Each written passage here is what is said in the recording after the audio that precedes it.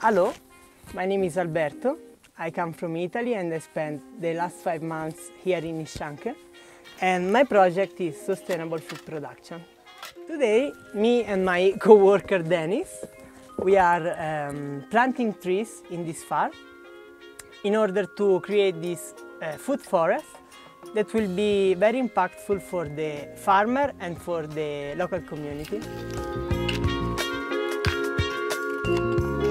It's important because the farmer will have fruits to sell in the market in the future, and all the farmers coming from the community will have the opportunity to come here and learn permaculture techniques. म अहिले पेशाले कृषि पेशालाई मैले प्राथमिकता दिइराखेको छु।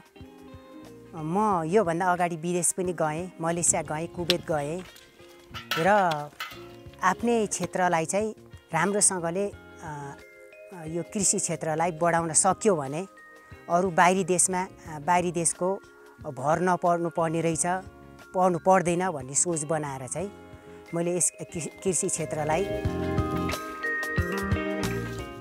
त्यसपछि फेरि मैले अर्को सोच बनाए। यो दन्ते ओखर भनेको समुद्र सतहदेखि 1000 मिटर हाइटदेखि माथि लिएर 2200 फिट हाइटसम्म मिटर भित्र यो दन्ते ओखर पनि राम्रो हुने भन्ने मैले अध्ययन गरेँ।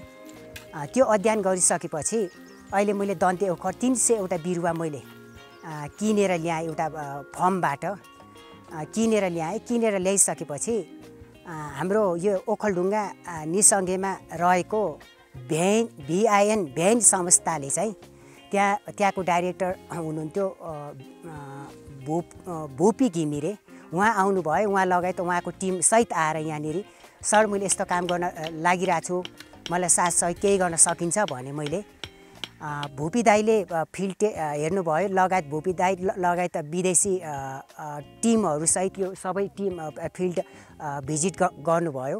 फिल्ड भिजिट गर्दाखेरि ठिक छ, यहाँ म्याच हुन्छ, यहाँ दन्ते ओखर सुट हुन्छ, एकदम राम्रो हो भन्नुभयो। भेन संस्थाले मलाई धेरै मलाई ठुलो साथ सहयोग गरेकोमा त्यसको लागि धेरै भेन र मैले आज यहाँ यो गरेँ। यो दन्ते ओखरको बिरुवा लगाएँ। भोलि यत्रा फिल्डहरू छ, मान्छेहरूको यस्तो जग्गाहरू अनावश्यक फगोट्या उ भएर बसिरहेछ, बाँझो बसिरहेछ। अब मैले यहाँ गरेपछि यो त मेरो स्याम्पल हो, अरू मान्छेहरूले पनि यो गर्दाखेरि राम्रो हुने रहेछ।